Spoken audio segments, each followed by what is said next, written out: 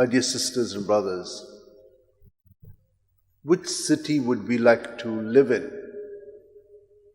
We would like to live in the city where we create it and the world is very much attuned to it, or we would like to live in the city of God and God does everything through us. Which is it? How do we want to go about? Today's readings are spreading this message for us. Our choice. Now, if we want to follow the Lord, then one of the things that is needed is you must not remain centered on self, but centered on Him. And that is denying yourself. You lose yourself in Him and you find your real self, because we are all little cells in His body. We have a unique role, but we won't know what this role is, but we need to get it from Him. He will reveal it to us. And that's why He says, what does it profit a man if he gains the whole world and forfeits his life? Saint Francis Xavier, he chose then from being in the city of the world to being in the city of God. St. Augustine did this long ago, and he wrote a book also, City of Man, City of God. And that is how we also have a choice. Today we are celebrating the feast of the Basilica, which is dedicated to our Blessed Mother. What happened? This was built in the 4th century. There was a couple who was very rich, but they had no children. And they wanted to dedicate all their fortune to building a big church for Our Lady. And when they had decided to do this, they got a confirmation of it in 2 ways. One, that they both had the dream, the husband and wife, and also the Pope, Liberius.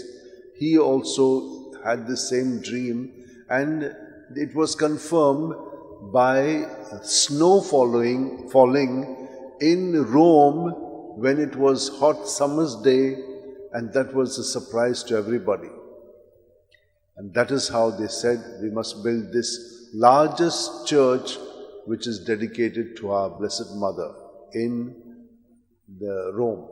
There are 4 basilicas, big churches, not like this small basilica. This is called a minor basilica.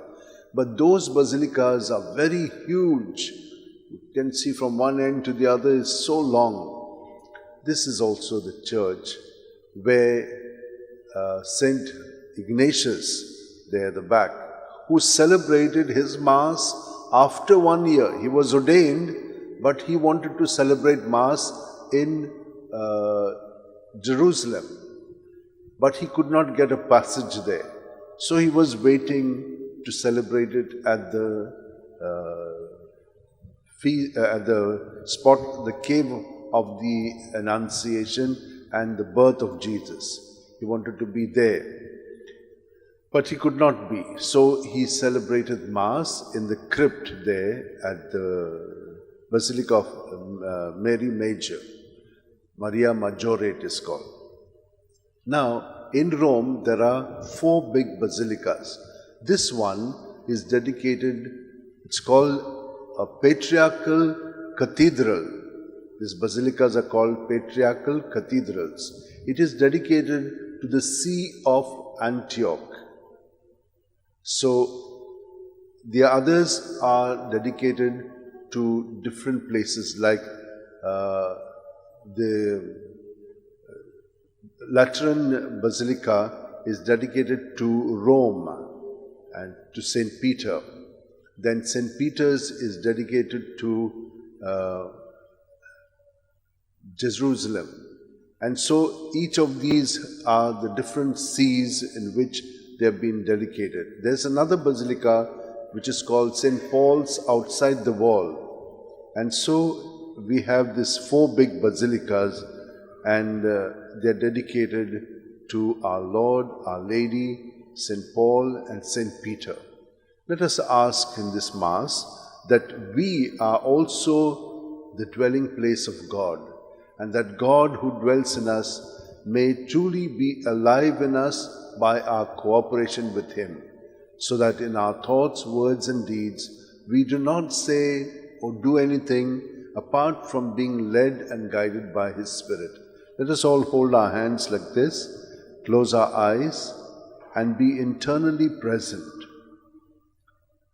to His Spirit and to Him, so that all our thoughts, our feelings, our experiences, our desires are filtered through His presence, surrendered to Him, so that He will purify them and make us internally clean, so that we do and say and be whatever He wants to be through us. And let us now make an offering of ourselves with this bread and wine while we pray for many people who have experienced healing. There's a lady who had big swollen legs, and she cried out to St. Francis Xavier, and she has received total healing.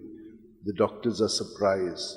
There's another lady who also experienced healing. She had big stones in her kidneys, and the doctors are surprised how this big stone has fallen without any operation. Let us thank God for giving us St. Francis Xavier to intercede for us.